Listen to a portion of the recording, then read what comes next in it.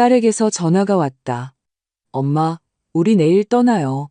바닷가 집은 이미 팔았어요. 그래, 잘 가렴. 나는 담담하게 대답했다. 그런데 네가 잊은 게 하나 있구나. 딸이 되물었다. 그게 무슨 말씀이세요? 나는 웃었다. 넌 상상도 못할 거다. 네가 팔아버린 그 집은 사실, 그리고 그 후에 일어난 일은 이 이야기를 듣는 누구도 결코 잊지 못할 것이다. 나는 동네 병원 복도에 놓인 누가 앉아도 삐걱거리는 초록색 플라스틱 의자에 앉아 있었다. 건강검진 순서를 기다리고 있는데 전화벨이 울렸다. 화면에는 하나뿐인 딸, 아름이의 이름이 떠 있었다. 전화를 받자마자 딸의 목소리에서 낯설고 차가운 기운이 느껴졌다.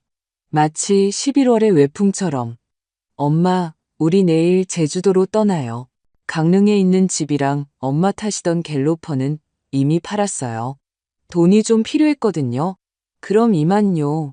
그렇게 전화는 끊어졌다. 45년 동안 나는 딸을 키우고 아끼고 옷을 지어 입히고 밥을 해먹이며 손에 굳은 살이 박이도록 일했다. 그런데 딸은 나를 마치 빈 케이크 상자처럼 내버렸다. 나는 심호흡을 한 뒤 문득 미소를 지었다. 내 딸이 전혀 모르는 작은 비밀이 하나 있었기 때문이다. 내 이름은 박선희, 나이는 71. 오늘까지만 해도 나는 내 딸을 잘 안다고 생각했다. 남편을 잃은 지 6개월째다. 내 남편 김유성은 늘 그랬듯 평범한 아침 식탁에서 심장마비로 세상을 떠났다. 그는 내게 크림을 넣은 커피를 타주고 토스트를 구워주고 이마에 입을 맞추며 말했다. 좋은 아침, 내 사랑. 그것이 그의 마지막 말이었. 장례식이 끝난 후 아름이는 부쩍 자주 얼굴을 비추는 듯 했다. 일주일에 3번씩 들러 서류 처리를 도왔고 나와 함께 장을 보러 다녔으며 병원에 가보라고 등을 떠밀기까지 했다. 엄마, 이제부터라도 몸 관리 잘하셔야 해요. 부드럽게 웃는 그 미소를 나는 진심 어린 걱정이라고 믿었다. 이제와 생각하니 그저 자신들의 편의를 위한 것이었다. 강릉의 바닷가, 집. 우리 부부가 매년 여름이면 찾아가던 아늑한 크림색 집. 그 집은 딸이 15살 때 장만했다. 우리는 한 푼 두 푼 모으고 모든 것을 아껴가며 그 집을 샀다. 그곳에서 우리는 숨통이 트이는 것을 느꼈고 생일을 축하했으며 파도 소리를 들으며 새해를 맞이한 적도 2번 있었다. 아름이는 그곳에 남자친구들을 데려왔고 나중에는 사위인 민준을 데려왔다. 나는 그들을 위해 밥을 하고 요리를 하고 빨래를 하며 늘 깨끗한 이부자리를 깔아주었다. 가족이 함께라는 사실에 행복했다. 나는 그 집이 딸에게 그저 돈으로만 보일 줄은 꿈에도 몰랐다. 그리고 갤로퍼, 남편이 자식처럼 아끼던 낡은 차. 일요일마다 그는 마당에서 직접 세차를 했고 제때 오일을 갈아주었으며 늘 그늘이 좋은 같은 나무 아래에 차를 세웠다. 차 안에는 아직도 남편의 냄새가 희미하게 배어 있었다. 은은한 담배 냄새와 삼나무향 애프터쉐이브 로션 냄새가. 그런데 그 모든 것이 내 허락도 없이 남의 손에 팔려나갔다. 나는 딱딱한 의자에 앉아 있었다. 주위에서는 사람들이 기침을 했고 누군가는 접수처에 대고 불평을 터뜨렸다. 하지만 나는 울지 않았다. 지난 한 달 동안 처음으로 울지 않았다. 남편이 죽은 날 이후 처음으로 내 마음속에 어떤 고요한 명료함이 차올랐. 완전히 잊고 있던 한 가지 사실이 떠올랐기 때문이다. 남편이 세상을 떠나기 3일 전 그는 내게 갈색 봉투 하나를 건넸다. 선희 씨, 이거 침실 서랍장 맨 위칸에 넣어둬. 만약 나한테 무슨 일이 생기면 바로 열어보지 말고 마음의 준비가 됐다고 느낄 때 열어봐. 나는 그때 아무 생각 없이 봉투를 서랍에 넣었다. 장례식 후에는 눈물, 서류, 사람들, 여러 가지 일들로 정신이 없어 까맣게 잊고 있었다. 그 봉투가 집에서 나를 기다리고 있었다. 진료실에서 내 이름이 불렸다. 의사는 검사 결과를 보고 심장 소리를 듣더니 내 나이치고는 건강하다고 말했다. 다만 좀 더 쉬고 식사를 잘 챙겨 먹으라고 했다. 나는 고개를 끄덕이며 미소 지었지만 내 생각은 이미 기차처럼 그곳을 떠나고 있었다. 아름이의 목소리, 나를 늘 방해물처럼 쳐다보던 사위민준, 그리고 그 봉투에게로 병원에서 나와 천천히 버스 정류장까지 걸어갔다. 딸의 말대로 이제 내게는 차가 없으니 버스를 기다리며 서 있었다.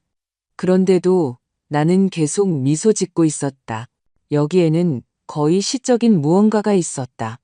딸은 나를 빈털터리로 만들었다고 생각했겠지만 내 남편 유성은 언제나 만일의 계획을 세우고 사는 사람이었다는 것을 몰랐다. 버스가 덜컹거렸다. 나는 창가에 앉아 도시가 스쳐 지나가는 것을 바라보았다. 상점들, 저마다의 슬픔과 비밀을 안고 달려가는 사람들. 나에게도 비밀이 있었다. 다만 아직 그 비밀을 완전히 펼쳐보지 않았을 뿐이다. 집에 도착하자마자 나는 침실로 가 서랍장 맨 위칸을 열었다. 봉투는 내가 놓아둔 그 자리에 그대로 있었다. 봉투를 집어드는 손이 미세하게 떨렸다. 두툼한 종이 너머로 서류들이 느껴졌다. 앞면에는 남편의 단정하고 알아볼 수 있는 필체로 내 이름이 쓰여 있었다. 나는 우리 부부의 침대에 앉아 깊게 숨을 들이마셨다. 창밖은 이미 어둑해지고 있었고 익숙한 그림자들이 방 안을 채웠다. 이제 그 그림자들은 더 이상 나를 두렵게 하지 않았다. 나는 마치 생일 선물을 푸는 것처럼 봉투 가장자리를 조심스럽게 잘랐다. 그 안에 들어있는 것은 모든 것을 뒤엎었다. 도장이 찍힌 중요한 서류들, 여러 증명서와 등기부 등본, 재산 관련 서류 뭉치와 남편이 단정한 손글씨로 쓴 편지. 편지를 읽는 동안 내 눈에는 저절로 눈물이 차올랐다. 슬픔의 눈물이 아닌 맑은 눈물이었다. 사랑하는 선희에게 만약 당신이 이 편지를 읽고 있다면 나는 더 이상 당신 곁에 없겠지. 살아있을 때 모든 것을 말하지 못해 미안해. 당신에게 걱정을 안겨주고 싶지 않았어. 남편은 지난 세월 동안 어떻게 우리의 소박한 저축을 투자했는지 설명했다. 여러 지역에 있는 아파트들, 해안가의 작은 모텔, 세계 회사의 지분. 나는 잠시 읽기를 멈추고 숨을 골랐다. 아름이와 민준이 살고 있는 20층짜리 아파트 건물은 내가 전혀 몰랐던 회사 명의로 오래전에 등록되어 있었고 서류상으로는 내가 유일한 상속인이자 소유주였다. 나는 편지에서 눈을 들어 반듯하게 깔린 하얀 시트 위를 손바닥으로 쓸어보고는 다시 편지 속 문장들에 시선을 묻었다. 내 고집세고 과묵한 남편, 40년 동안 버스 운전대를 잡았던 김유성은 우리 모두보다 훨씬 앞을 내다보는 사람이었다. 그는 이렇게 썼다. 당신은 부자야. 내 사랑. 당신은 언제나 마음이 부자였고 이제는 서류상으로도 그렇게 됐어. 나는 눈을 감았다. 그 순간 나는 깨달았다. 내일부터 내 인생은 완전히 달라질 것이라는 것을. 나는 숨소리마저 방해될까 조심하며 봉투 속 서류들을 하나하나 넘겨보았다. 계약서, 등기부 등본, 증명서, 모든 서류에는 도장과 서명이 찍혀 있었다. 세계 회사의 지분, 별도의 묶음으로 든 여러 지역의 아파트 서류들, 해안가의 작은 모텔까지, 그리고 그 위에는 주식회사 유성 인베스트라는 이름의 폴더가 있었다. 그 안에는 검은 글씨로 유일한 상속인 박선이라고 명시되어 있었다. 아름이와 민준이 사는 20층짜리 아파트 건물은 이제 내가 관리하게 된 이 회사 명의로 되어 있었다. 그리고 내가 한 번도 들어본 적 없는 은행의 거래 내역서도 있었다. 통장에 찍힌 숫자들은 마치 남의 것처럼 낯설었다. 나는 편지를 다 읽고 서류 위에 손바닥을 올려놓았다. 그러자 문득 그의 목소리가 선명하게 들리는 듯했다. 당신은 언제나 마음이 부자였어. 첫눈이 내린 뒤처럼 고요해졌다. 세상은 그대로인데 모든 것이 달라져 있었다. 나는 일어나 방 안을 서성였다. 옷장, 거울, 옷걸이에 걸린 그의 넥타이를 만져보았다. 넥타이는 장례식 이후 그대로 걸려 있었다. 창문에 커튼을 치고 봉투를 닫아 다시 서랍장 맨 윗칸에 숨겼다. 오늘은 고요하게, 내일부터는 행동이다. 밤에 잠이 오지 않았지만 괴롭지는 않았다. 맨발로 부엌을 서성이고 주전자에 물을 올리고 다시 돌아와 침대 가장자리에 앉았다. 머릿속에는 마치 공책에 적듯 계획이 세워졌다. 아무에게도 말하지 말 것. 먼저 변호사에게 모든 것을 확인할 것. 강릉집은 되찾을 것. 딸이 사는 아파트에 대해서는 직접 관리를 시작할 것. 사위 민주는 따로 떼어놓고 생각할 것. 아름이에게는 복수하지 말고 가르침을 줄 것. 동이틀 무렵 잠이 들었다. 1시간 남짓 잤을까? 아침에 전화벨이 알람처럼 울렸다. 엄마, 괜찮으세요? 어제보다 부드러운 목소리였지만 나는 이미 그 부드러움의 대가를 알고 있었다. 집이랑 차판도는 정리해서 보냈어요. 엄마 목도 좀 넣어드렸어요. 많지는 않지만 더 작은 집 알아보실 동안 몇 달은 버티실 수 있을 거예요. 내 몫이라고? 나는 차분하게 물었다. 네, 저희가 30% 드렸어요. 공평하잖아요. 그렇죠? 저랑 민준 씨는 투자를 해야 해서요. 제주도에 아주 좋은 기회가 있거든요. 오늘 떠나서 6개월, 어쩌면 더 오래 있을 거예요. 걱정 마세요. 돌아와서 엄마 필요에 맞는 작은 아파트 찾는 거 도와드릴게요. 내 필요에 맞는? 나는 고개를 끄덕였다. 그녀가 볼 수는 없었지만 잘 다녀오너라, 딸아. 몸 조심하고 엄마가 이해해 주실 줄 알았어요. 엄마는 착하시니까. 우리 엄마 정말 사랑해요. 그리고 전화는 끊겼다. 나는 수화기를 든 채 잠시 서 있다가 지난 반년 만에 처음으로 소리내어 웃었다. 이 모든 어처구니 없는 상황이 우스웠다. 미소를 띤 채 강도를 당하고 문 밖으로 쫓겨나면서 내 것의 30%를 선물로 받은 꼴이었다. 웃음은 금방 멎었다. 나는 낡은 노트북을 켜고 인터넷 뱅킹에 접속했다. 계좌에는 그들이 후하다고 생각했을 법한 금액이 찍혀 있었다. 하지만 시세에 비하면 푼돈이었다. 이체 내역을 보니 강릉집은 급하게 처분한 것이 분명했다. 터무니없는 가격이었다. 갤로퍼는 더 심했다. 거의 거저나 다름없는 헐값에 넘겨버렸다. 낮에 창밖을 내다보니 아름이와 민준이 아파트 입구에서 택시에 여행 가방을 싣고 있었다. 그는 커다란 가방 2개를, 그녀는 비싼 명품 가방을 들고 있었다. 웃고 입을 맞추고 미래를 계획하고 있었다. 단 한 번도 내 창문을 향해 고개를 돌리지 않았다. 택시는 움직이기 시작했고 차들의 행렬 속으로 사라졌다. 나는 커튼을 잡고 있다가 놓았다. 평생 동안 그녀를 놓아주었던 것처럼 나는 식탁에 봉투 속 서류들을 펼쳐놓고 옆에는 노트를 두었다. 장례식 때 왔었던 변호사의 명함을 찾아냈다. 이 변호사. 그는 그때 이렇게 말했다. 무슨 일 있으시면 전화 주세요. 박선희 여사님. 나는 전화를 들었다. 이 변호사입니다. 박선희입니다.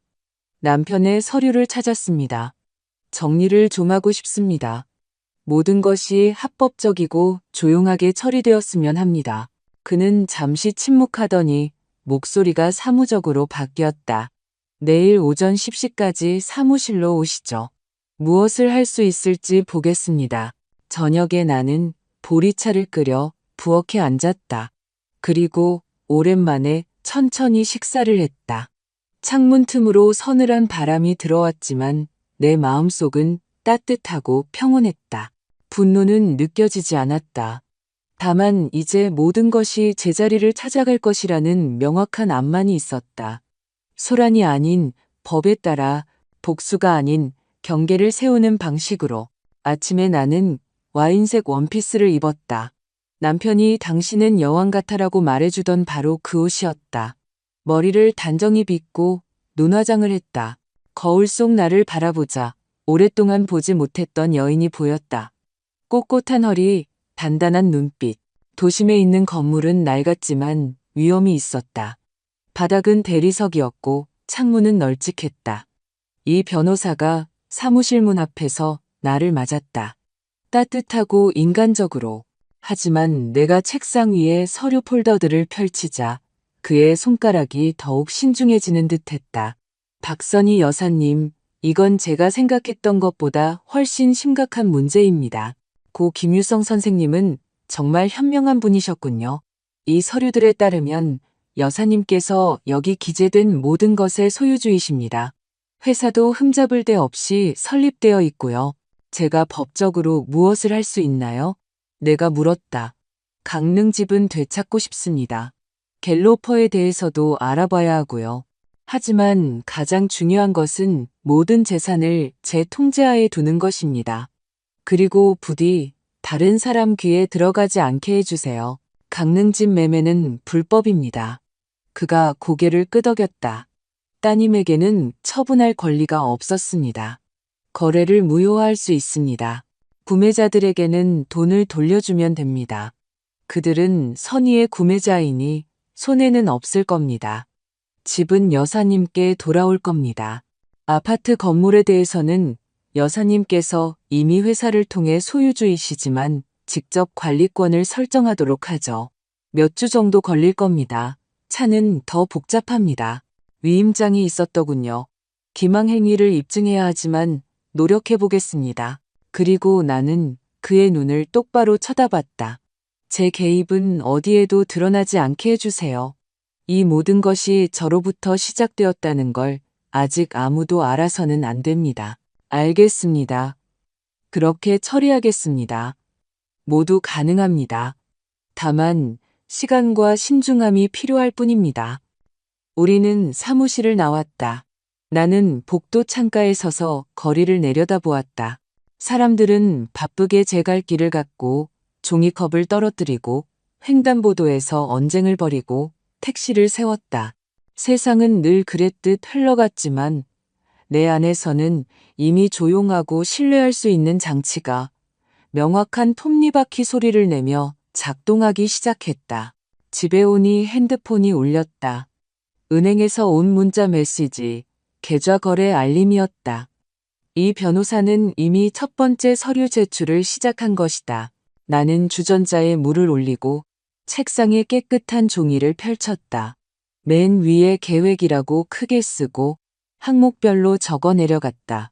강릉집, 되찾기, 유성인베스트, 직접관리, 자동차, 회수시도, 아름이, 관찰하되 동정하지 말고 파괴하지도 말 것, 민준, 그의 빚을 딸과 분리할 것, 비밀유지, 엄격히. 비밀유지 항목에는 2번 밑줄을 그었다. 저녁에 마당을 산책했다. 이웃 아주머니들은 장례식 때와 마찬가지로 서로 눈짓을 주고받았다. 그들의 시선에는 동정심과 함께 나에게 일어난 일이 아니라 다행이다라는 조용한 안도의 한숨이 섞여 있었다. 나는 늘 그랬듯 미소 지으며 모두에게 이름을 부르며 고개를 끄덕였다. 아파트 입구에서는 먼지와 누군가 끓이는 국 냄새가 났다. 복도에는 누군가 발매트를 말리고 있었다. 모든 것이 제자리에 있었고 오직 내 안에서만 모든 것이 움직이고 있었다. 잠들기 전 나는 옷장을 열어 상자에서 남편의 낡은 시계를 꺼냈다. 가죽 줄에 금이 간 오래된 시계였다. 태엽을 감아 귀에 대어보니 잘 가고 있었다. 시계를 침대 옆 탁자 위에 놓았다. 자, 유성 씨, 나는 어둠 속에서 조용히 말했다. 이제 우리 모두 배우게 될 거예요. 나도, 우리 딸도. 시계는 규칙적으로 똑딱거렸고 그 리듬 속에서 나는 또 다른 소리를 들었다. 마치 보이지 않는 자물쇠가 찰칵하고 열리는 소리 같았다. 게임은 시작되었다. 공식적으로 나는 불행한 미망인처럼 살았다. 수수한 외투를 입고 빵과 우유가 담긴 장바구니를 들고 다녔다. 힘내고 있어요. 고마워요. 괜찮을 거예요. 그러면 동네 사람들은 동정심 뒤에 숨겨진 그 안도의 한숨을 내쉬었다. 하지만 실제 내 하루하루는 체계적이고 분주하게 흘러갔다. 아침에는 평범한 집안일, 청소하고 죽을 끓이고 시장에 다녀왔다. 점심 이후에는 핸드폰을 무음으로 해두고 커튼을 살짝 쳤다. 책상 위에는 서류 폴더와 노트, 계획이 놓여 있었다. 이 변호사는 불필요한 말 없이 짧고 핵심만 통화했다. 박선희 여사님, 강릉 집권은 해결됐습니다. 거래는 무효로 판결났고 구매자들은 돈을 돌려받았습니다. 이의는 없습니다. 집은 여사님께 반환되었습니다. 감사합니다. 나는 그렇게 말하고 오랜만에 그저 찻잔을 손에 든 채 조용히 앉아있는 여유를 가졌다. 아파트 건물에 대해서는 직접 관리권을 위한 행정 절차를 시작하겠습니다. 2주 정도 필요합니다. 조용히 진행해 주세요. 나는 딸이 이사가라고 충고했던 내 아파트에 그대로 머물렀다. 내 발걸음 소리만으로도 나를 알아보는 이 벽들을 떠나 어디로 가겠는가. 우체국에서 줄을 선 이웃 아주머니들이 속삭였다. 불쌍한 선희 씨. 나는 그들의 이름을 부르며 고개를 끄덕이고 혈압은 어떠신지, 손주들은 잘 있는지 묻고는 내 갈 길을 갔다. 3주 후 나는 강릉에 있는 우리 집을 보러 갔다. 버스는 커브길에서 덜컹거렸고 나는 젊은 시절 남편과 함께 갤로퍼를 몰고 그 길을 달릴 때처럼 커브의 수를 세고 있는 나 자신을 발견했다. 집은 예전 그대로 현관이 있는 크림색 집이었다. 다만 계단에 낯선 화분들이 놓여 있었다. 아직 우리 것이 아닌 꽃들이었다. 나는 길 건너 보도블록에 앉아 오랫동안 집을 바라보았다.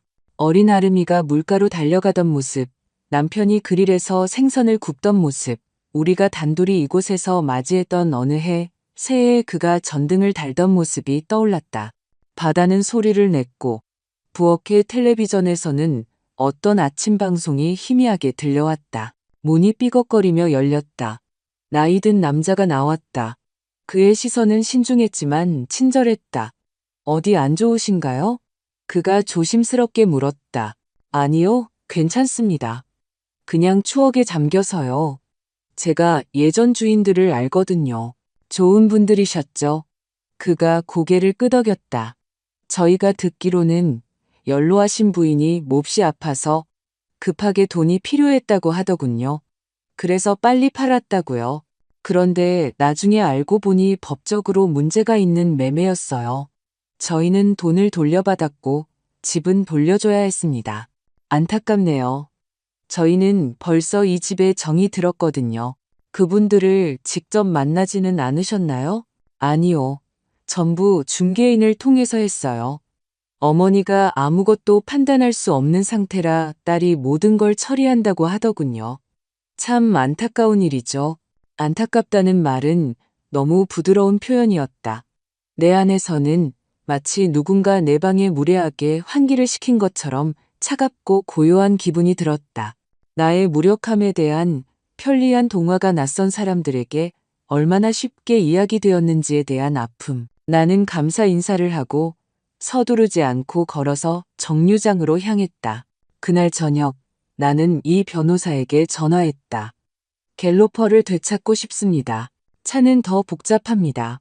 그가 즉시 말했다. 위임장이 있었습니다. 무슨 위임장이요? 장례식 후에 서명하신 겁니다.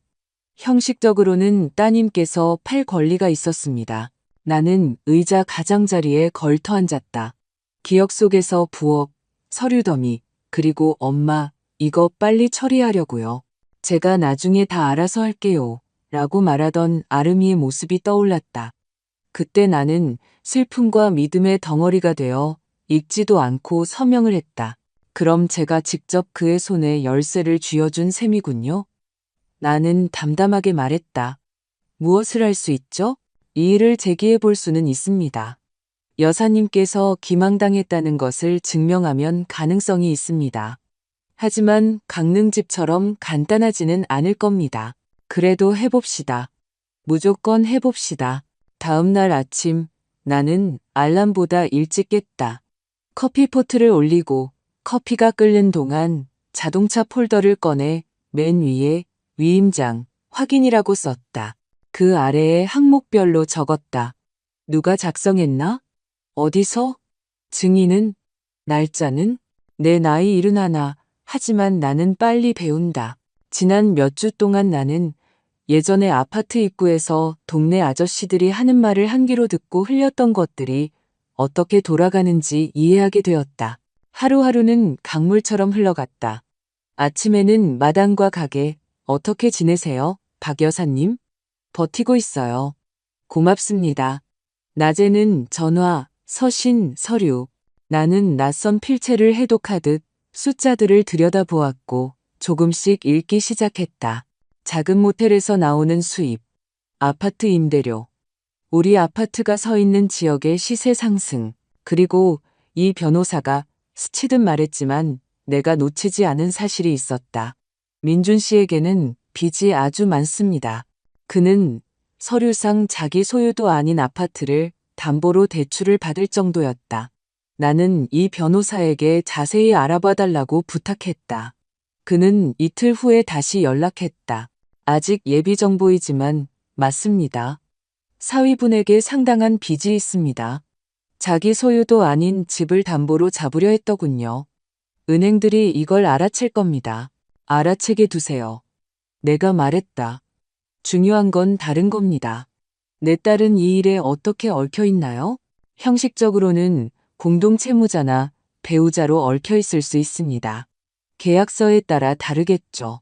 서류를 확인해 봐야 합니다. 나는 눈을 감았다.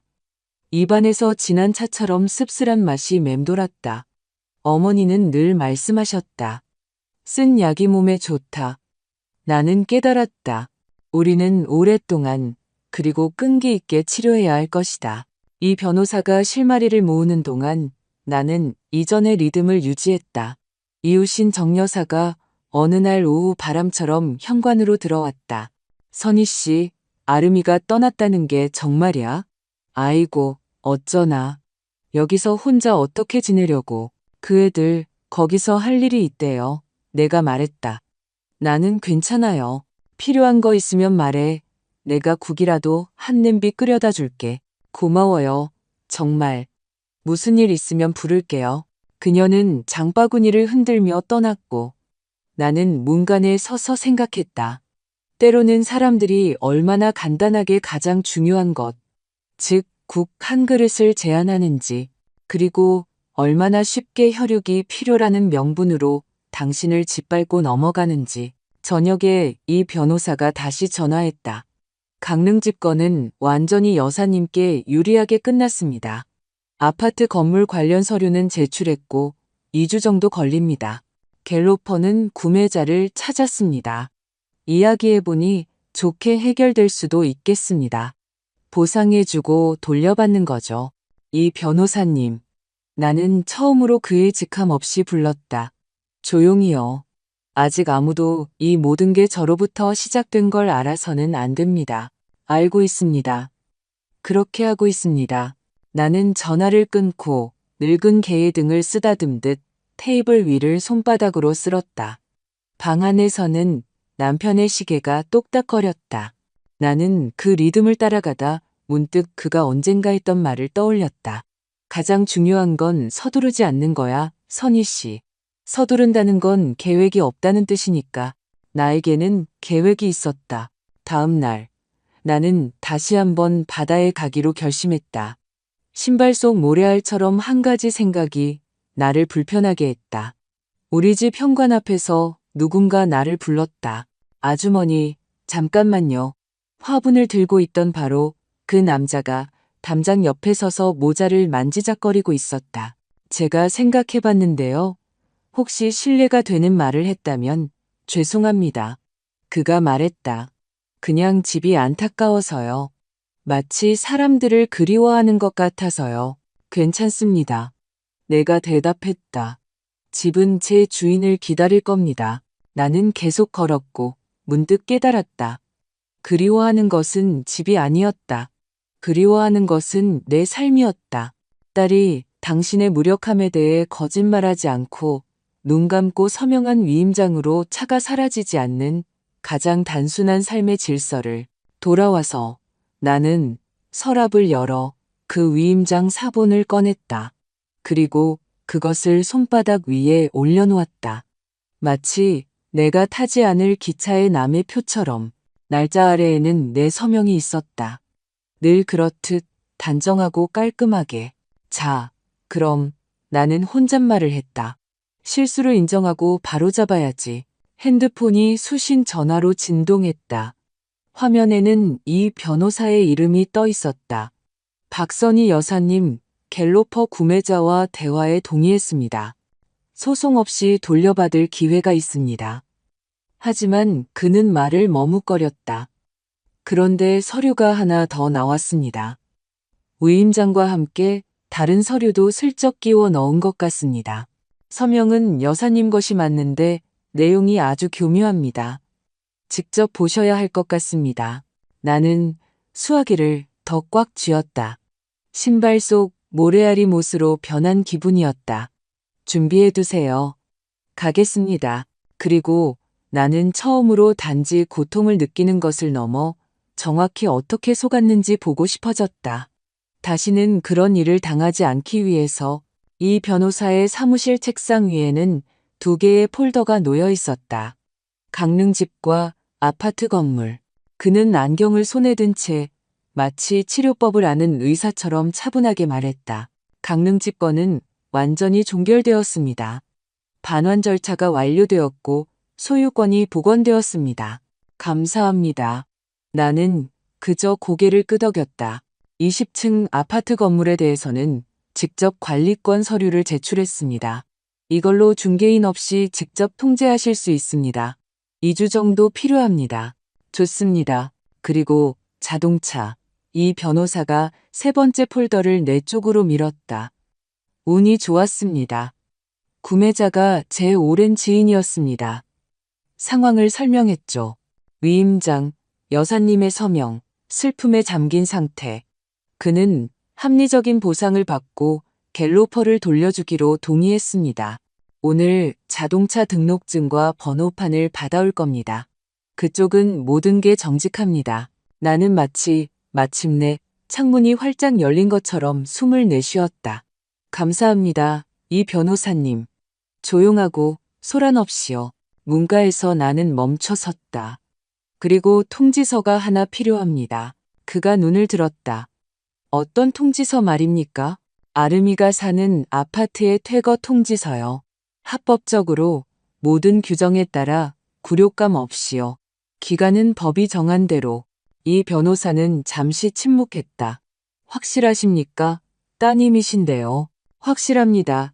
나는 단호하게 말했다. 이것은 경계입니다. 알겠습니다. 준비하겠습니다. 원하실 때 보내도록 하죠. 집에서의 일상은 그대로 흘러갔다. 아침, 죽, 약, 마당, 낮에는 전화, 서류, 저녁에는 보리차, 정적, 그리고 남편 시계의 리듬. 벤치에 앉은 누군가가 아름이와 남편이 제주도에서 큰 사업을 한다고 속삭였다. 하루 뒤 정 여사가 눈을 동그랗게 뜨고 내게 달려왔다. 선희 씨, 들었어? 민준 씨 말이야. 은행에서 조사가 들어왔대. 아파트가 자기 것인 양 대출을 받았는데 거기 알잖아. 아름이가 곧 돌아올 거래. 그 애 없이는 해결이 안 된대. 돌아오게 둬요. 나는 차분하게 말했다. 이 집은 기쁠 때도 슬플 때도 그 애를 봐왔으니까. 자네만 괜찮으면 돼. 무슨 일 있으면 난 항상 옆에 있어. 알아요, 정 여사님. 고마워요. 이틀 후 이 변호사가 이른 아침에 전화했다. 자동차 건은 모두 마무리되었습니다. 갤로퍼 찾아가세요. 열쇠는 댁으로 보내드렸습니다. 나는 눈을 감았다. 목구멍이 행복감으로 촉촉해졌다. 마치 잃어버린 장난감을 되찾은 아이처럼. 다만 이것은 장난감이 아니라 기억이었다. 그 후 짧은 사무적인 전화들이 이어졌다. 박선희 여사님, 아파트 관리 서류가 진행 중입니다. 좋습니다. 그리고 통지서는 준비되었습니다. 날짜만 정하면 됩니다. 지금은 아닙니다. 먼저 그 애가 돌아오게 두세요. 낮에 정 여사가 다시 들렀다. 선희 씨, 뉴스야, 뉴스. 거기서 사업 같은 건 없었대. 민준이는 빚 때문에 도망갔고, 아이고, 어린 여자랑 눈이 맞았다는 거야. 하늘이 심판하겠죠. 내가 대답했다. 우리의 심판은 소문이 아니라 서류로 하는 거니까요. 그녀는 내 손을 꼭 잡았다. 당신은 정말 대단한 여자야, 선희 씨. 나라면 머리라도 쥐어뜯었을 텐데 머리는 아직 쓸 때가 많아요. 나는 미소 지었다. 말로 하는 것보다 행동으로 하는 게 낫죠. 저녁에 나는 부엌에서 노트와 함께 앉아 있었다. 계획의 항목들이 체크 표시로 진해졌다. 강릉집, 완료, 자동차, 완료, 회사, 진행 중, 통지서, 준비 완료. 나는 바늘로 조심스럽게 새로운 줄을 추가했다. 아름이, 대화, 그 맞은편은 아직 비어 있었다. 다음 날 아침, 이 변호사가 서론 없이 전화했다. 그녀가 돌아왔습니다. 공항에 혼자였습니다. 알겠습니다. 통지서는 내일. 법의 망치가 아니라 서류와 서명으로요. 그렇게 하죠. 나는 발코니로 나갔다. 마당은 늘 그랬듯 평온했다. 놀이터, 누군가 말리는 발매트, 저 모자 쓴 할아버지가 비둘기를 쫓고 있었다. 인생은 아무리 큰 소식에도 절을 하지 않는다. 그 점이 나를 항상 안심시켰다. 나는 주전자에 물을 올리고 이 변호사에게 다시 전화했다. 내일 점심쯤에요? 네, 직접 전달할 겁니다. 저녁 무렵 정 여사가 거의 뛰다시피 문을 두드렸다. 봤어, 그 애. 늦게 왔는데 여행 가방 하나 들고 얼굴은 창백하고 눈 밑에는 다크서클이. 입구에서 열쇠가 없다고 경비 아저씨를 부르더라고. 예비 열쇠로 들어갔어. 아이고, 선희 씨, 푹 자게 둬요. 나는 조용히 말했다. 내일은 서류의 날이 될 테니까. 정 여사는 고개를 끄덕이고 돌아갔고 나는 창가에 오래 앉아 있었다. 창문에는 마당의 노란 불빛이 비쳤다. 마음속은 평온했지만 가슴속에서는 무언가 탄력 있게 뛰고 있었다. 분노가 아니라 결심이었다. 아침에 이 변호사로부터 문자가 왔다. 전달 완료. 나중에 전화가 왔다. 본인이 직접 문을 열었습니다. 수령증에 서명했습니다. 기간은 표준 30일입니다. 알겠습니다. 감사합니다. 나는 전화기를 책상 위에 놓고 그 가장자리를 손가락으로 쓸었다. 마치 빵을 자르는 칼날처럼 반듯하고 용도에 맞게 머릿속에는 갓 내린 커피향에 반응하듯 즉시 그림이 그려졌다. 두어 시간 후 전화벨이 울렸다. 화면에는 아름이라고 떠 있었다. 엄마. 목소리는 쉬어 있었고 불안했다. 우리 급히 얘기 좀 해야 해요. 제가 이상한 편지를 받았어요. 저보고 퇴거하라고 쓰여 있어요. 이거 실수 맞죠? 엄마 뭐 하시는 거 있으세요?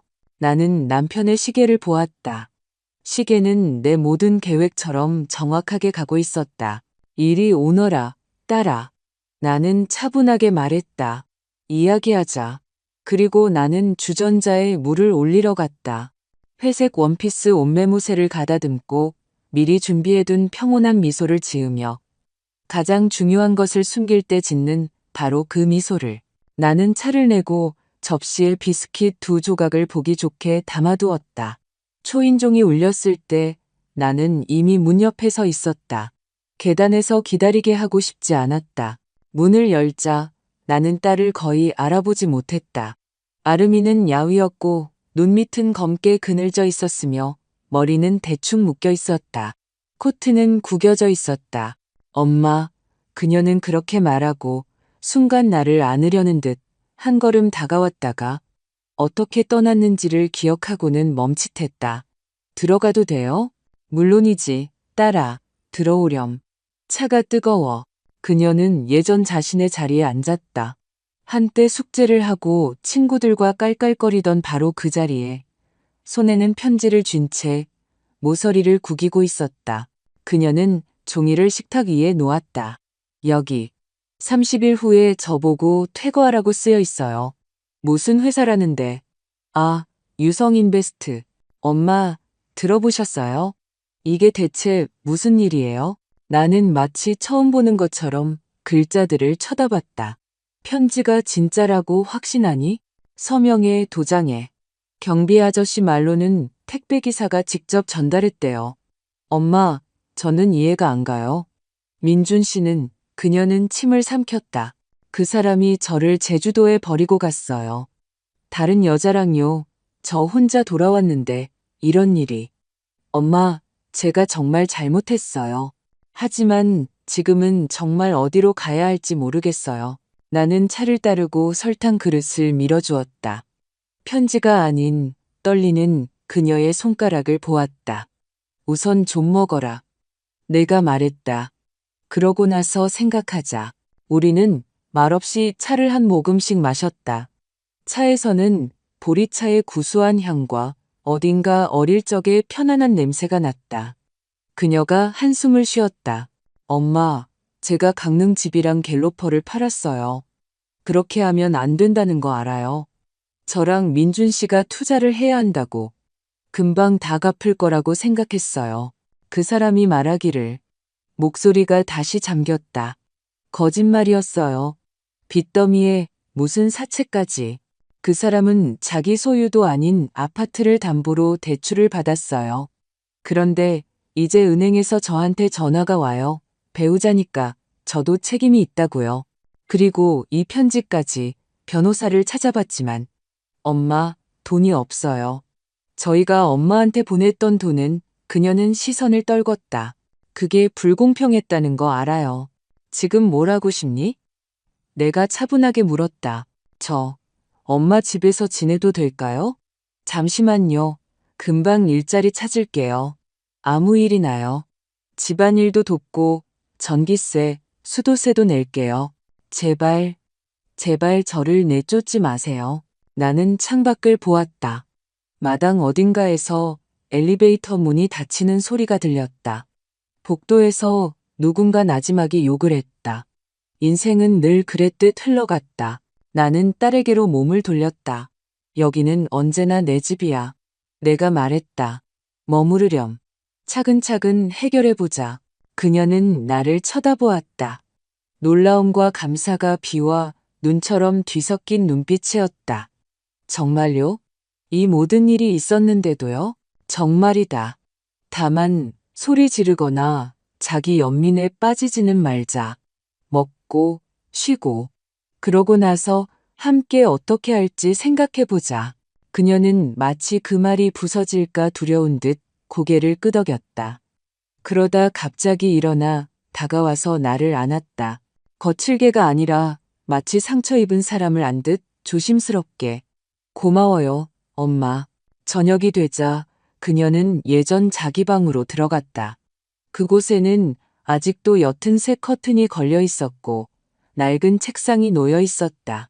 나는 부엌에 남아 찻잔을 정리하고 식탁 위의 편지, 그 반듯한 문장들, 도장을 오랫동안 바라보았다. 가슴속은 팽팽하게 당겨진 현처럼 고요하고 단단했다. 건드리기만 해도 소리를 낼 것처럼.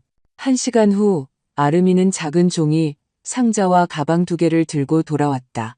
아파트에 가서 짐을 챙겨온 모양이었다. 엄마, 이상한 걸 찾았어요. 그녀가 상자에서 갈색 봉투를 꺼내며 말했다. 민준 씨 서랍장에 있었어요. 엄마 이름이 쓰여 있는데 글씨체가 아빠 글씨체 같아요. 나는 몸을 바로 세웠다. 어디 보자. 글씨체는 그의 것이었다. 단정한 글자, 깔끔한 필체. 봉투는 내가 침실에서 열었던 것보다 얇았다. 나는 손톱으로 가장자리를 조심스럽게 뜯었다. 안에는 짧은 편지와 체인에 달린 작은 열쇠가 있었다. 선희에게 만약 당신이 첫 번째 봉투를 받은 후에 이 편지를 읽고 있다면 우리 딸이 힘든 시간을 보내고 있다는 뜻이겠지. 이 열쇠는 중앙지점은행의 개인 금고 열쇠야. 번호는 247번. 그 안에 당신이 딸을 돕는데 도움이 될 만한 것이 들어있어. 현명하게 사용해. 언제나 당신을 사랑하는 유성. 아르미는 내 어깨 너머로 함께 편지를 읽고 있었다. 개인 금고. 아빠가. 그녀는 어리둥절하게 미소 짓다가 금세 다시 심각해졌다. 엄마, 어쩌면 거기에 서류나 귀중품이 있을지도 몰라요. 가서 확인해봐요. 이게 우리를 구해줄지도 모르잖아요. 우리? 나는 그 단어를 마음에 새겼다. 드디어 제대로 들리는 마땅히 그래야 할 단어였다. 하지만 나는 그녀 안에 여전히 조급함이 살아있는 것을 보았다. 지금 당장 바로 달려가서 팔아서 구멍을 메우려는 조급함. 나는 알고 있었다. 서두른다는 건 계획이 없다는 뜻이다. 밤중에 갈 수는 없잖니. 내가 부드럽게 말했다. 내일 아침에 차분하게 순서대로 하자. 너는 쉬어라. 얼굴은 창백했고 눈은 퀭했다. 내가 따뜻한 차 한 잔 끓여줄게. 그녀는 고개를 끄덕이고 맞은편에 앉아 찻잔으로 손을 녹였다. 엄마, 제가 정말 잘못했어요. 저는 정말 더 나은 길이라고 생각했어요. 우리가 성공해서 엄마가 더 이상 힘들지 않게 해드릴 수 있을 거라고요. 그런데 결과는 그녀는 손을 내저었다. 엄마한테 방 한 칸 내달라고 비는 게 너무 비참해요. 비참하다고 말하지 마라. 비참한 건 남의 거짓말이야. 사람이 집으로 돌아오는 건 당연한 일이야. 집은 그런 곳이니까. 그녀는 눈을 감았다. 마치 그 말이 그녀의 무거운 짐을 덜어준 것처럼 우리는 잠시 더 말없이 앉아 있었다.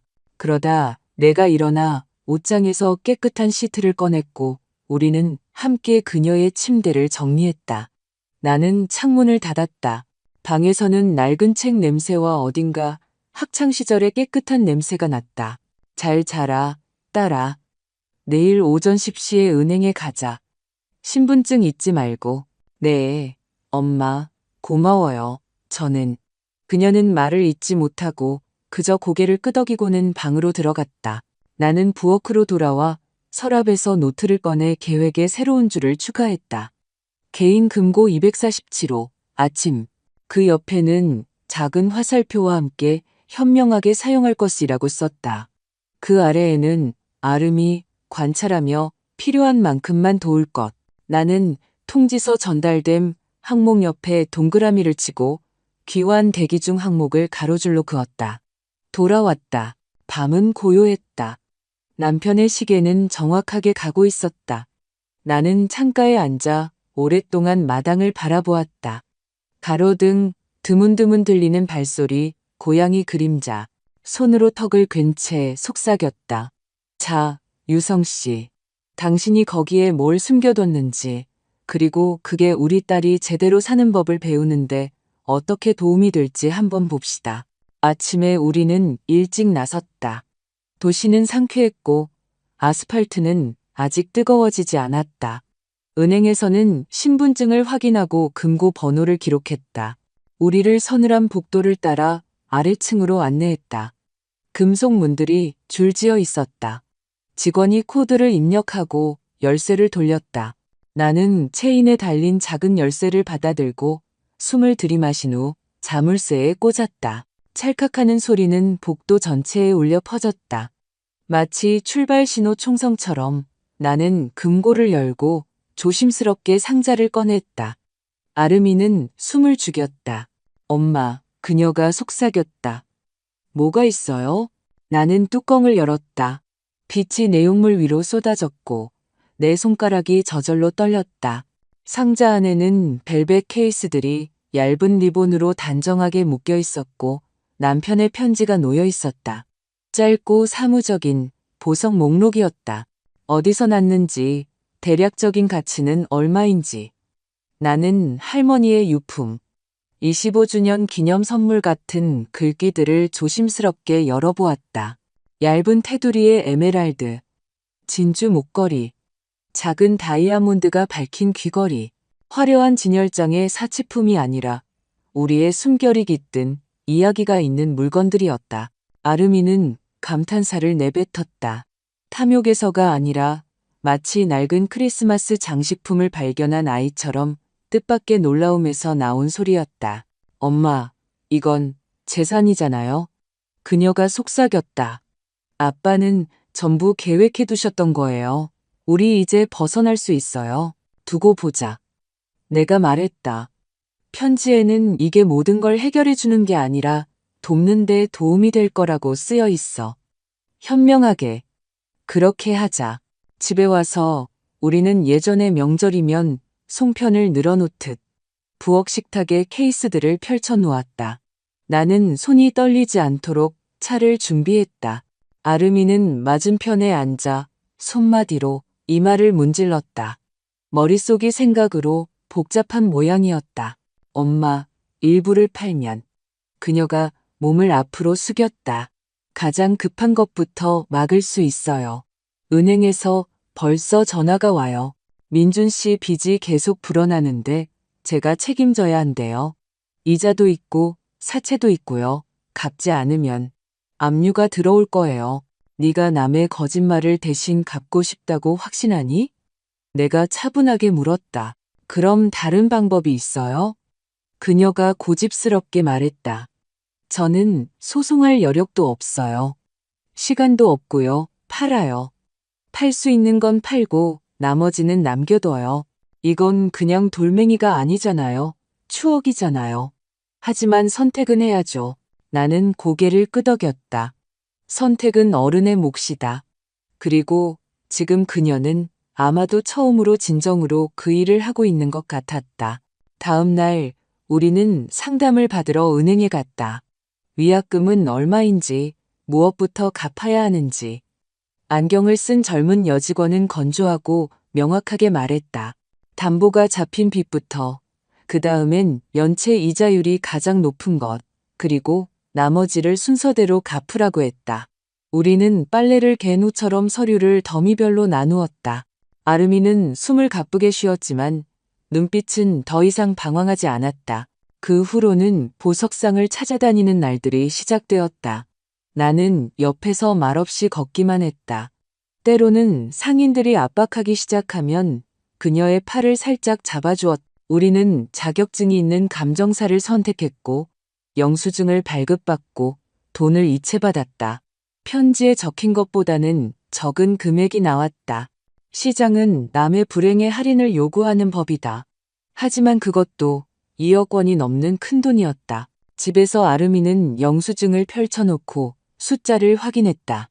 가장 아픈 곳은 막을 수 있겠어요. 그녀가 숨을 내쉬었다. 나머지는 조금씩 갚아나갈게요. 일자리를 찾을 거예요. 그리고 바로 여기서 가장 중요한 것이 시작되었다.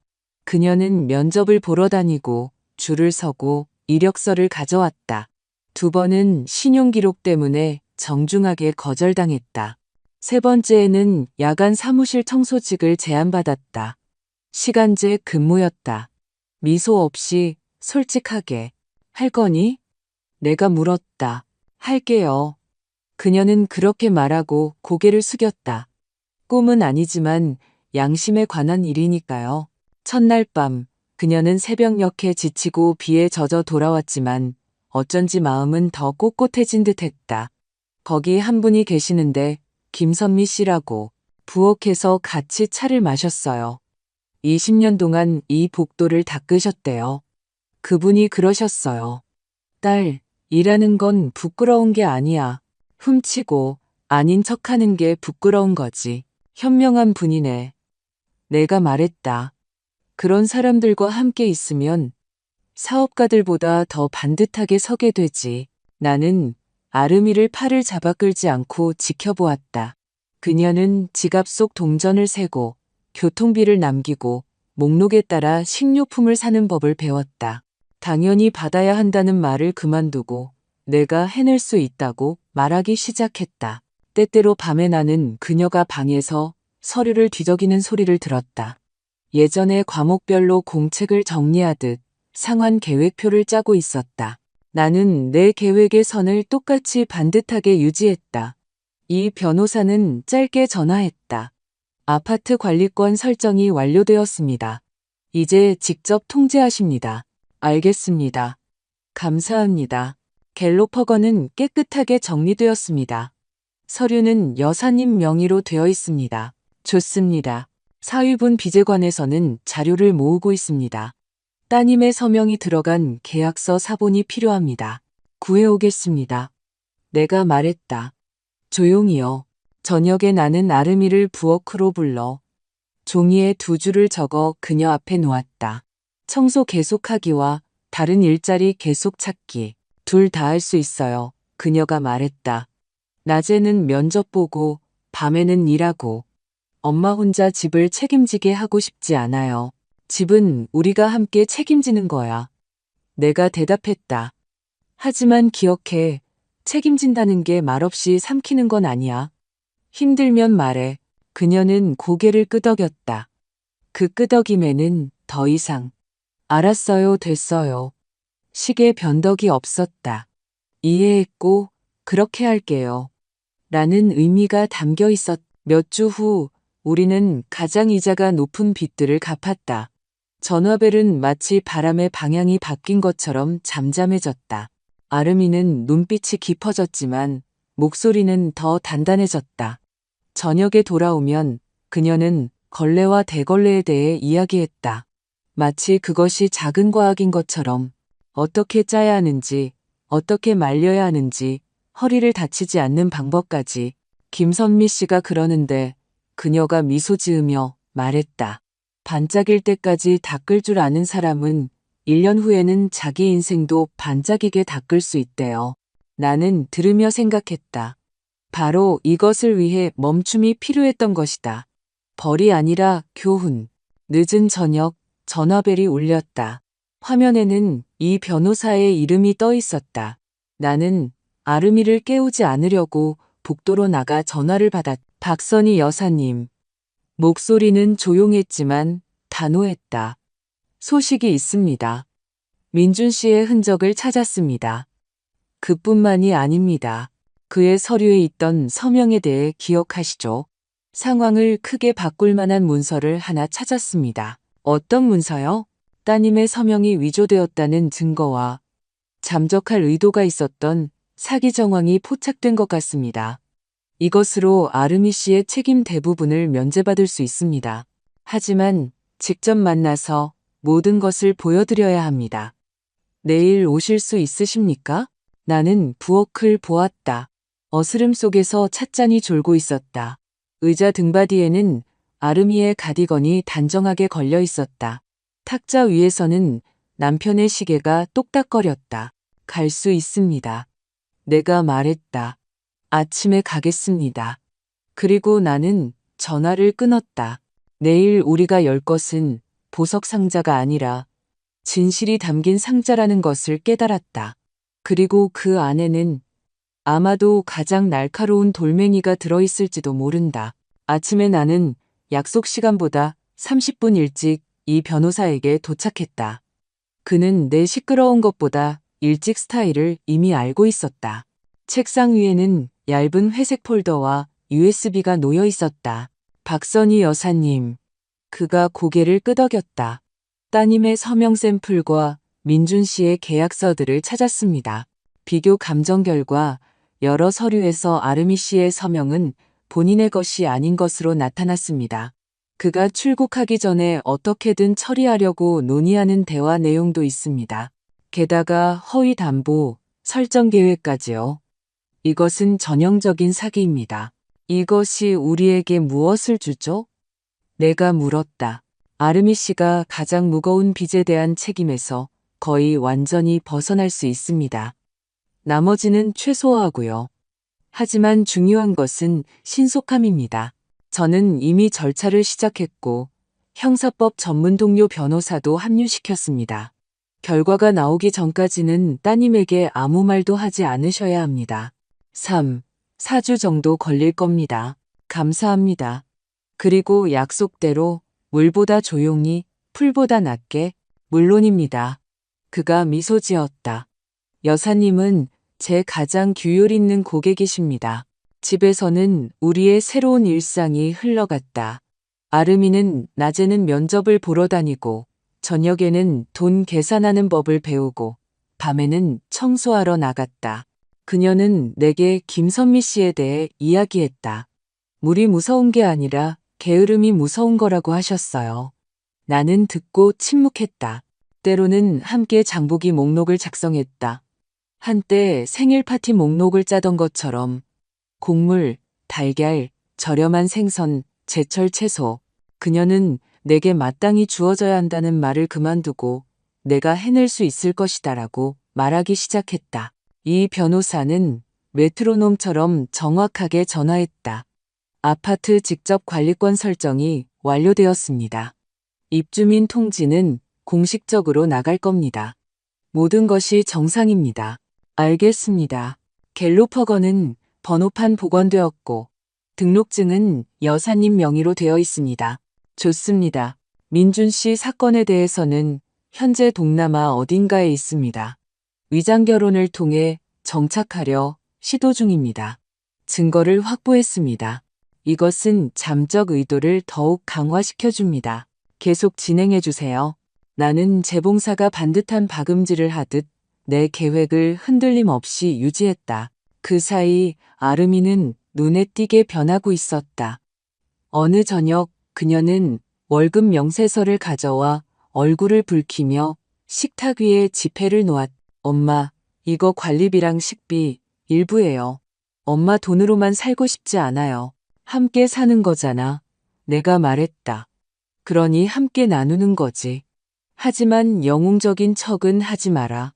자신을 망가뜨리지 말고 바로 세워. 그녀는 고개를 끄덕였다. 그 끄덕임에는 더 이상 상관 마세요가 아니라 이해했고 그렇게 할게요. 라는 의미가 담겨 있었다. 침묵의 두 번째 주 전화벨이 울렸다. 이 변호사였다. 거의 다 준비됐습니다. 내일 아르미 씨에게 서류를 보여줄 수 있습니다. 먼저 감정 결과와 그녀를 보호하는 결정문을 보았으면 합니다. 그러고 나서 그는 안경 너머로 나를 쳐다보았다. 전화 통화 중이었지만 나는 그것을 본 것 같았다. 그 후에 나머지를요. 동의합니다. 약속을 잡으세요. 금요일 오전 10시. 두 분 다 오십시오. 나는 전화를 끊고 홍차와 갖고 온 빵 냄새가 나는 부엌에 오래 앉아 있었다. 머릿속에는 자로 잰 듯 반듯한 생각이 흘렀다. 사람은 제 발로 일어서야만 내민 손이 버팀목이 될 수 있다. 그렇지 않으면 그것은 구걸이 아니라 연대일 것이다. 저녁에 아르미는 지쳐서 돌아왔지만 눈에는 어떤 조용한 빛이 있었다. 엄마, 그녀가 미소 지었다. 오늘 김선미 씨가 그랬어요. 이것 봐, 어떻게 반짝이는지. 인생도 그렇대요. 처음엔 더럽지만 나중엔 반짝인다고. 다만 자기 손으로 닦아야 한대요. 현명한 분이네. 내가 대답했다. 내일 변호사에게 가자. 내 서류들을 봐주실 거야. 돈은요? 그녀가 움찔했다. 우린 변호사 선임할 돈이 없잖아요. 먼저 들어보고 나머지는 결정하자. 만남 전날 밤은 불안했다. 무서운 것이 아니라 바다 위에 안개처럼 짙었다. 남편의 시계가 똑딱거렸다. 나는 다가가 아이의 이마를 쓰다듬듯 유리 위를 손가락으로 쓸었다. 자, 나는 생각했다. 두 번째 문을 열어볼까? 유성 씨? 아침에 우리는 수수하지만 단정하게 옷을 입었다. 나는 내 회색의 차분한 옷을, 아르미는 깨끗한 블라우스에 머리를 묶었다. 지하철에서 그녀는 마치 공기가 그 안에 달린 것처럼 서류 폴더를 꼭 쥐었다. 거리는 쌀쌀했다. 대리석 계단이 있는 건물 앞은 늘 그렇듯 도심의 분주함으로 가득했다. 이 변호사가 복도에서 우리를 맞았다.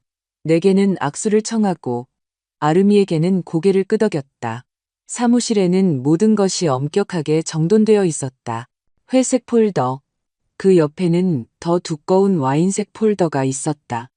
그는 첫 번째 폴더를 딸 쪽으로 밀었다. 최아름 씨. 그는 어르듯 말하지 않고 어른에게 하듯 말했다. 질문을 하시기 전에 이 서류들을 주의 깊게 봐주시길 바랍니다. 감정보다 이게 더 중요합니다. 그녀는 폴더를 열었다. 안에는 위조된 서명에 대한 감정 결과, 민준이 중개인들과 나눈 대화 내용, 그녀를 피해자로 인정하는 결정문이 들어있었다. 그녀는 말없이 페이지를 넘겼고 나는 그녀의 입꼬리가 떨리는 것을 보았지만 시선은 흔들리지 않았다. 읽고 흡수하고 있었다. 어느 순간 그녀가 눈을 들었다. 그러니까 이게 제가 대부분을 갚지 않아도 된다는 뜻인가요?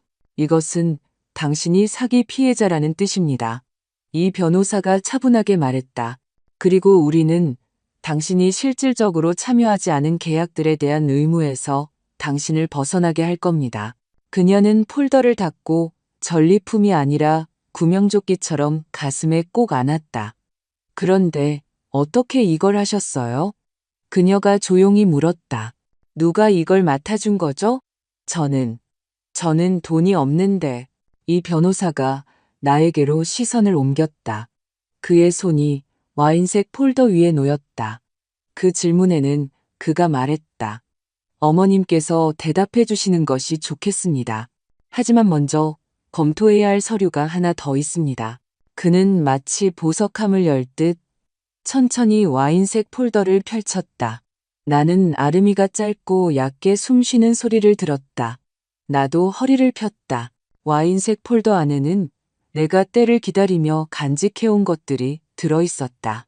아파트 등기 권리증, 주식회사 유성 인베스트 관련 서류, 숫자가 아니라 자릿수가, 다른 계좌들의 거래 내역서, 남편이 조용히 해놓은 모든 것, 그리고 내가 더 조용히 지켜온 모든 것. 엄마, 아름이가 의자 등받이에 몸을 기대며 속삭였다. 이게 뭐예요? 이 변호사가 폴더를 테이블 중앙으로 밀었다. 나는 내 손바닥을 그 옆에 놓았다. 내가 숨기지 않는다는 것을 그녀가 볼 수 있도록. 이것이, 나는 단호하게 말했다. 내 두 번째 질문에 대한 대답이다. 그 순간 사무실의 정적이 말보다 더 크게 들렸다.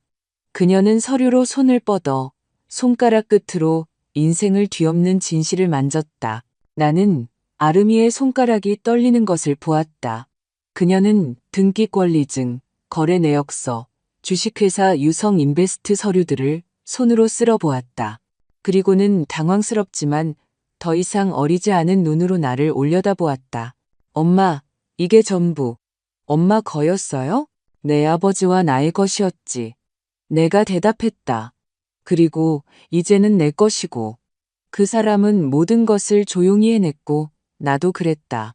이 변호사가 빚에 관한 회색 폴더 쪽으로 고개를 끄덕였다. 우리는 절차를 시작할 겁니다. 주요 계약에 대해서는 당신을 피해자로 인정받게 될 겁니다. 서명은 위조되었고 남편이 잠적할 의도를 보인 대화 내용도 있습니다. 나머지는 최소화할 겁니다. 당신은 책임의 대부분을 벗게 될 겁니다. 아름이는 오랫동안 말이 없다가 숨을 내쉬었다. 왜 바로 말하지 않으셨어요? 저는 가라앉고 있었는데 그렇지 않았다면 네가 수영하는 법을 배우지 못했을 테니까. 나는 차분하게 말했다. 돈은 계산서를 해결해 주지만 성격을 해결해 주지는 않아. 나는 네가 가족, 존중, 노동의 가치를 내 원망이 아니라 너의 성숙함에서 배우길 바랐다. 그녀는 뜻밖에도 화를 내지 않고 그저 고개를 끄덕이고는 손바닥으로 눈을 가렸다. 눈물 없이 지치고 솔직하게 직장에서 한 분과 이야기했어요. 김선미 씨요. 그녀가 이미 더 차분해진 목소리로 말했다. 그분이 그러셨어요. 스스로 일어설 때까지는 도움이 버팀목이 될 거라고. 만약 바로 일으켜 세우면 다시 넘어질 거라고요. 엄마랑 그분이랑 한패였나 봐요. 우리 모두 인생에서 때로는 곁에 누군가 단단하게 서 있어 줄 필요가 있지. 내가 대답했다. 하지만 서 있는 건 결국 자기 발로 해야 해. 우리는 이 변호사 사무실을 나올 때 승리의 제스처는 없었다. 지하철에서도 말없이 갔다. 환승역에서 누군가 낡은 노래를 기타로 연주하고 있었다. 마치 우리를 위해 서인 것처럼. 집에 와서 나는 코트를 벗고 주전자에 물을 올렸다. 아름이가 부엌 문가에 서 있었다. 엄마, 그녀가 조용히 말했다. 제가 엄마한테 잘못했어요. 집이랑 차를 팔아서가 아니라 엄마를 짐이라고 생각해서요. 제가 바로잡을게요. 바로잡는 건 약속으로 하는 게 아니야. 내가 말했다. 행동으로 하는 거지. 시간은 말보다 길다. 한 주. 한 주가 지나면서 모든 것이 제자리를 찾아갔다. 이 변호사는 가장 무거운 빚에 대한 결정문을 보내왔다. 아름이에 대한 채무 면제. 나머지에 대해서는 상환액 재조정. 전화벨은 잠잠해졌다. 갤로퍼는 우리 창문 아래에 서 있었다. 나는 예전에 남편이 그랬던 것처럼 직접 대시보드를 닦았. 20층짜리 아파트 건물 관리권은 공식적으로 내게 넘어왔다. 서류들은 깨끗한 시트처럼 별도의 폴더에 보관되었다. 아름이는 야간 청소 일을 그만두지 않았다. 시작한 건 끝내게 해주세요 라고 말했다. 낮에는 다른 면접을 두어 군데 더 보러 다녔고 갑자기 대학교에서 가져온 종이를 내밀었다. 사회복지학 석사과정. 그녀는 쑥스러워했다. 저처럼 막다른 길에 선 사람들을 돕고 싶어요. 장학금은 적고 학비는 비싸지만 모으고 있어요. 바로 야간 일을 그만두라고는 하지 말아주세요. 제가 해낼게요. 영웅적인 척은 하지 마라. 내가 부탁했다. 하지만 결심했다면 배워라. 돕는 것도 직업이다. 모든 것이 완전히 잠잠해졌을 때 우리는 바다로 갔다. 집은 우리를 조용한 질서로 맞이했다. 나는 덧창을 열고 예전에 수건이 널려있던 난간을 손으로 쓸어보았다. 아름이는 천천히 방들을 둘러보고 사진 액자를 만져보았다. 엄마, 이 집에 대해서 정말 미안해요. 그녀가 말했다. 그때는 여기서 가격 말고는 아무것도 보지 못했어요. 이제는 이 집이 숨쉬는 소리가 들려요. 집은 물건이 아니야. 내가 대답했다. 집은 우리가 그 안에서 어떻게 사느냐 하는 거지. 현관에서 바다를 바라보던 그녀가 갑자기 돌아섰다. 이 집을 어려움에서 벗어났지만 갈 곳 없는 여성들을 위한 임시 쉼터로 만들면 어떨까요? 이제 엄마 재단도 있잖아요. 제가 학업의 일환으로 관리할 수 있어요. 몇 개 침대만 놓고 사회복지 서비스를 통해 규정에 맞게 운영하는 거죠.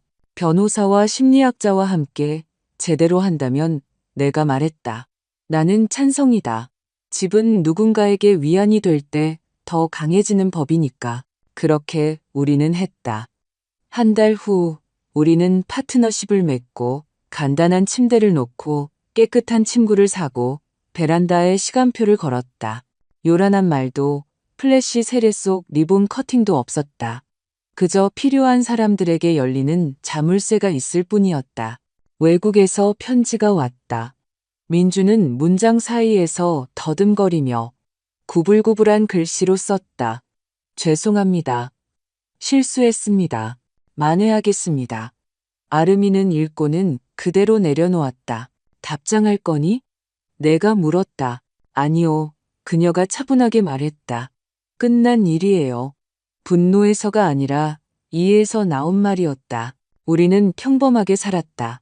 나는 내 리듬대로 죽, 시장, 집 관련, 서류, 현관에서의 차 한 잔.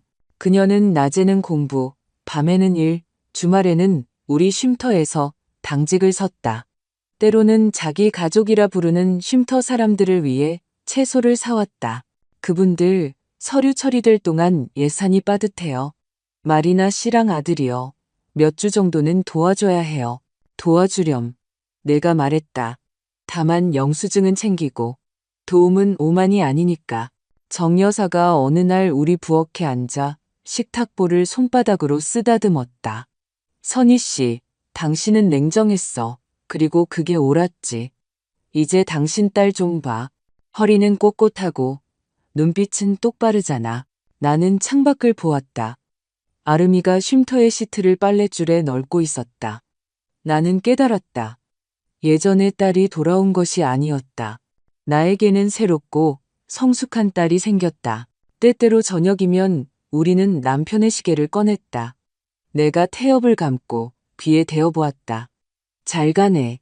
아빠가 자랑스러워 하셨을 거예요. 아름이가 말했다. 엄마가 이 모든 시간 동안 소란이 아니라 계획을 지켜낸 것을요. 그리고 제가 공허한 사람으로 남지 않도록 해주신 것을요. 아빠는 침묵의 가치를 아셨지. 내가 대답했다. 그리고 노동의 가치도. 어느 봄날 우리는 일찍 일어나 바다로 갔다. 해변은 쌀쌀했고 갈매기들은 소리쳤고 파도는 낮게 깔렸다. 우리는 벤치에 앉아 보온병에서 진한 차를 마셨다. 엄마, 아름이가 나지막이 말했다. 제가 엄마 집에 머무는 건 그럴 수 있어서가 아니라 그러고 싶어서예요. 파트너처럼 살아요. 저는 일하고 공부하고 엄마는 집과 재단을 관리하시고요. 우리가 다시 선택한 가족이 되는 거예요. 그렇게 하자. 내가 말했다. 거창한 약속 없이 일상적으로. 인생의 진실은 큰 충격 뒤에 오케스트라가 연주되지 않는다는 것이다. 그저 아침에 쓰레기를 버리고 전화에 답하고 관리비를 내고 쉼터에 베개싯을 빨고 제때 시계 태엽을 감아야 할 뿐이다. 그리고 경계가 어디에 있는지 기억해야 한다. 가장 가까운 사이에서조차도 저녁에 베란다에서 나는 예전처럼 어둠 속에 말했다. 유성 씨, 우리 해냈어요. 돈이 아니라 머리와 손으로요. 바다에서 서늘한 바람이 불어왔다. 우리 발밑에 널빤지가 동의하듯 삐걱거렸다. 이것은 영원한 불행이 아니었다. 이것은 새로운 시작이었다. 두 명의 성숙한 여성이 동정 대신 존중을, 자기 기만 대신 노동을, 그리고 숨는 곳이 아니라 사는 법을 배우는 장소로서의 집을 선택한 시작이었다. 그리고 그것은 믿어달라, 파도를 잔잔히 바라보고 다음 폭풍을 두려워하지 않기에 충분했다.